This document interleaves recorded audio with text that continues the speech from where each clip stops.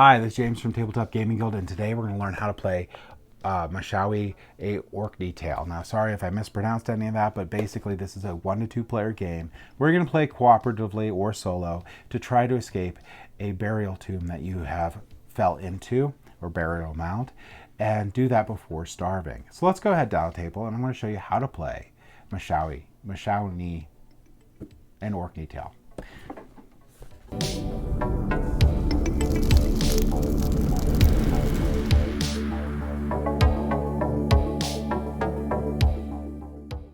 All right, so this is Maeshowe, and in Maeshowe here you're going, and I don't know if I'm pronouncing this right, but in this game you're going to have these components in here. You're going to have your main deck in here. You're going to have these 18 expansion cards that you can use in the game if you want here, and they have these little symbols on here, and they all have different themes. It's recommended that you do not use these expansion cards to start with, but you can mix them in to increase the difficulty of the game later on. So 18 different cards you can use in there, and like each of these are going to have their little sets, and they're going to be separated by this little symbol here to show you which set they belong to. So you could use these if you want, know that they exist in there, and once you go through first couple games on here, you're probably going to be shuffling these in, and again you probably just want to start with one expansion, but then you can add more as time goes by if you want. Now, the setup for the game is pretty simple here. You're going to pick whether you're playing solo or 2-player. If you're playing 2-player, you're going to have 2 health gauges on here, and you'll have 2 hands of cards as you play. You'll have still 1 food limit, but if you're going to play with the 2-player here, you're going to set it up this way, and you're going to put your hearts all the way across here. So you'll have 4 hearts. You'll return these blue hearts to the box if you're not playing for 2 players, because you won't need those extra hearts, and you won't need this Jarl token here. Now this little Jarl token here, what it does in the 2-player game is effectively will allow you to skip your turn if you need to. We're going to go over the solo game, but in the 2-player game what you would have done is one of the players is going to have this, and if you notice that you're going to die or cause the game to end, you can always pass this Jarl token to the other player and skip your turn and let the other player go instead of you. So that's the point of that one, and it's going to be similar rules to this solo version here, where you're trying to excavate all these tokens that you placed out based on difficulty and trying not to die. So the hearts will go out like that.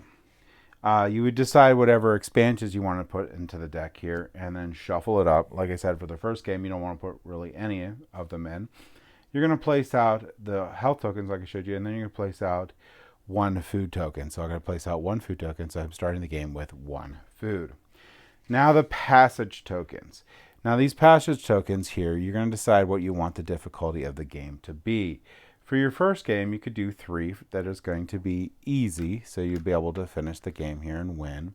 If you place down 4 of these, it's going to be medium. If you do 5, it's going to be hard, and if you do any more here, it's going to be epic. Now I do recommend that scale this up if you're playing the 2-player game, because the 2-player game is much easier than the solo game. So I would say in a 2-player game, easy is 4,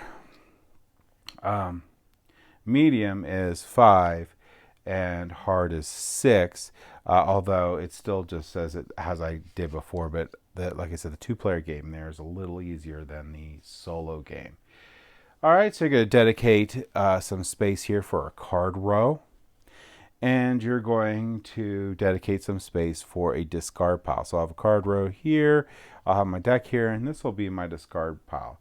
If you ever run out of this deck here, and you'll end up losing the game because you won't be able to shuffle the discard pile into the deck there, because you need to have 5 of the same rune symbol, which I'll show you in a little bit, to be able to do that. Now gameplay in this game is pretty simple. You're going to draw 5 cards, okay? And on your turn, you're really only going to be able to do 2 things. You're going to pick 1 card to play and 1 card to discard. Now I will mention that one of these is a gruesome card here that shows you showing the goose getting slaughtered. So I'll try to not have that shown, but you know that it's there. So you have two different effects on here. You have the plate effect, which is going to be the plate effect right here. And then you're going to have the discard effect. So with the X's on the hearts, that means that you're going to lose health. Some of these are going to have pluses. So if let's say I played this card, I would gain a health. Now, one thing that we're trying to do in this game here is we're trying to get these excavation cards out. All right, so what we're trying to do here is we're going to try to get 4 of these excavation ones. Now, it'd be best if we got 4 excavation cards with the same symbol on top here. If we get 4 excavation cards with the same symbol on here, we'll be able to excavate 2 of these instead of 1. But if we get 4 of the same, then we'll be able to excavate at least 1 of these. So like I said, it has a play effect. This has no discard effect, so I probably don't want to play this. Also, things need to be unbroken. So once I start doing this, I'm going to need to keep doing this. One of the other things you're going to look out for in my hand here is you're going to look at these rune symbols. You notice that I have 3 of these blue runes and I have 2 red. If I ever have all the same rune symbol in my hand, I go mad. I have to discard my hand. I lose a health permanently, so one of these will go back into the box here. But I get to just take my discard pile and shuffle it into my deck there so I can stay alive a little longer. So let's say I want to play this one. So if I play this card here, I could gain a health. I'm at full health, so that's not a good idea. So maybe we don't want to play that one card. Maybe I want to get rid of some of these cards here. So if we look at this card right here and this card's effect, it's going to take away 2 of my health. But it also has these symbols right here. So what do those mean? Well, this is super bad. This is adding more blockage to the tunnel. So I would lose 2 health and I would add 2 blockage to the tunnel because this is a tunnel collapse. So I'm actually wanting to discard this card because it'll just take away 1 of my health. So I'll set that off to the side there. And now I still need to play a card. So I could play this card and gain back a health. And I'll draw back up to 2 cards. So now I'm back at my 5 cards here. Oh, now I have 2 of these tunnel cards. So that's really cool. This one here, if I play this card here, I will be able to, I'll lose all my food. If I discard this card, I'll lose a health. So I may want to start playing these cards here. So I think what I'm going to do is I'll discard this one here. I'll lose a health and I'll start trying to do my unbroken run of these cards here. So now I'll draw 2 cards. All right. Ooh, that's even better. So this goose will give me an extra goose, but I don't want to play it yet. So I don't want to show this one on camera here, but I can discard this card to no effect. This would have gone on top normally, but I'm going to put it on the bottom so you don't have to see it. And then I will play a card. I'll play this one. Now I draw up 2 cards. And I have to make a decision here. I'm going to still go along with excavating, so I'm going to play this card. And then I'll go ahead and discard... Ooh, I will discard this card and lose a health. So now I'll draw 2 cards. What did I get? Well, I didn't get really what I wanted, but I need to play this card. So I'm going to play this card. And now I have 4 of these. I can do 1 excavation.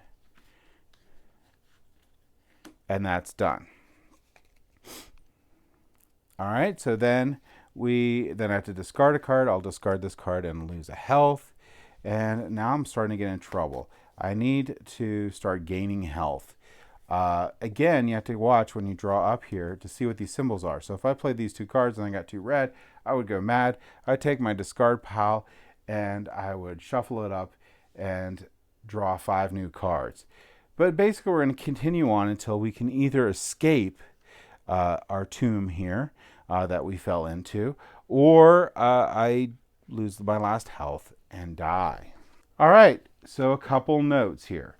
So there's a 2-player co-op version, which I said before here uses this board in here. Each player is going to have 5 cards, and you're going to play through. Now the downfall to the Two-player version is you're burning through this deck a little fast. The good thing about the two-player version is you have so many more resources you get to use. You still have a common shared line of cards here that you'll be using, and trying to do excavations and stuff with that. And you all each have your other health, but neither of you can die in the game. So you don't want to make sure that you both stay alive throughout the game. So there is also going to be a two-player Fear of the Dark version. In this variant, players are not allowed to talk or communicate about the state of the game or the cards in the hand. This one you definitely want to use. The two-player one's pretty easy, even with adding in all these cards, even with adding the difficulty. Definitely don't allow communication with a two-player game, just to make it a little bit more interesting. There is also, I'll mention, a really nice guide to all the cards in the game there. So it's really handy. You might go through this once, but once you have this game is pretty easy to pick up. So you only need to do that once. And in the very back here, it gives a little bit more background because this is actually a true story here. And then this is going to be all the symbols and what their effects are in the game too. So you have this back of the book also. So that's it. That's going to be how you play.